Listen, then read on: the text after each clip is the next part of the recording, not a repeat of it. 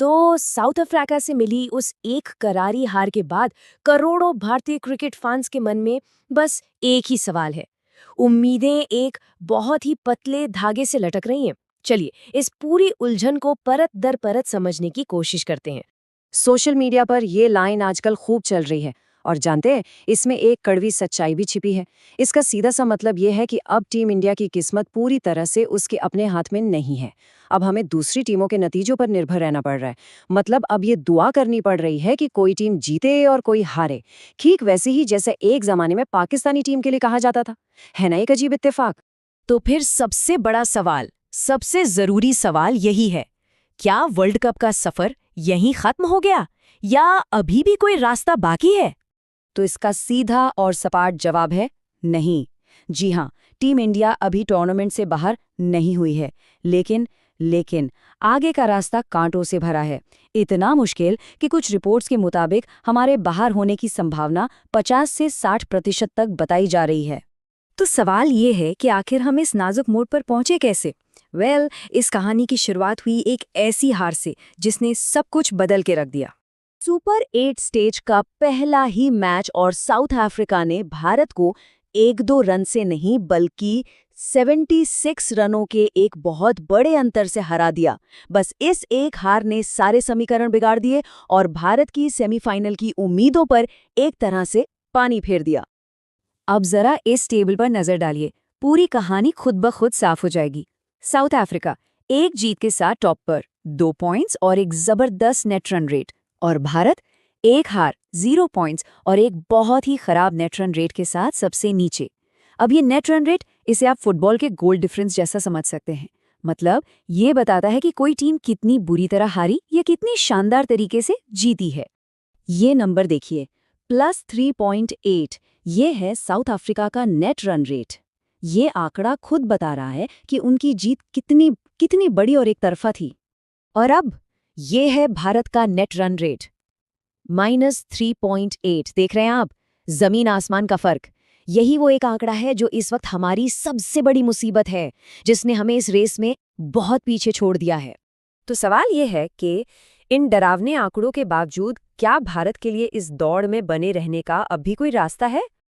देखिए, जो आंकड़े सामने आ रहे हैं वो यही बताते हैं कि भारत के बाहर होने की संभावना करीब 50 से 60% है। मतलब साफ है, रास्ता मुश्किल, बहुत मुश्किल है, लेकिन अभी भी बंद नहीं हुआ है। उम्मीदें कम जरूर हैं पर खत्म नहीं हुई हैं। तो चलिए सबसे पहले बात करते हैं सबसे सीधे, सबसे आसान रास्ते की। वो समीकरण जिसमें कोई अगर मगर नहीं है और भारत सीधा सेमीफाइनल में पहुंच सकता है। तो सबसे आइडियल सिचुएशन क्या है? पहली शर्त, साउथ अफ्रीका अपने बचे हुए दोनों मैच वेस्ट इंडीज और जिम्बाब्वे से जीत जाए। दूसरी शर्त, भारत भी ठीक यही करे, अपने दोनों बचे हुए मैच वेस्ट इंडीज और जिम्बाब्वे से जीत ले। बस अगर ऐसा हो जाता है तो साउथ अफ्रीका और इंडिया दोनों ही बिना किसी नेट रन रेट की सिरदर्दी के सीधे क्वालिफाई कर जाएंगे।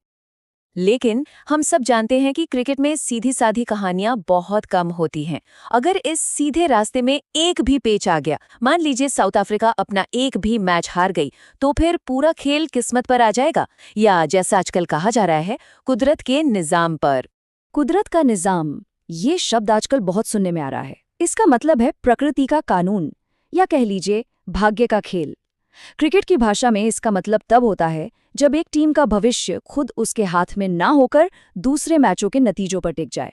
और फिलहाल टीम इंडिया बिल्कुल इसी मोड़ पर खड़ी है। तो जरा सोचिए, अगर साउथ अफ्रीका अपना कोई मैच हार जाती है, तब क्या होगा? तब ये होगा कि अगर वेस्ट इंडीज या जिम्बाब्वे ने कोई बड़ी जीत हासिल कर ली, तो उनका नेट रन रेट एकदम से सुधर जाएगा। और फिर भारत का जो आखिरी मैच होगा वो सिर्फ जीतने के लिए नहीं होगा, वो नेट रन रेट की एक बहुत ही मुश्किल और पेचीदा लड़ाई बन जाएगा। लेकिन इस सारी अनिश्चितता के बीच एक छोटा सा फायदा भी है भारत के पास। वो ये कि भारत का ग्रुप में आखिरी मैच है। इसका मतलब ये है कि जब टीम मैदान पर उतरेगी तो उसे ये बिल्कुल साफ साफ पता होगा कि सेमीफाइनल में पहुंचने के लिए एग्जैक्टली क्या करना है, कितने ओवर में जीतना है या कितने रनों से जीतना है। टारगेट बिल्कुल आंखों के सामने होगा।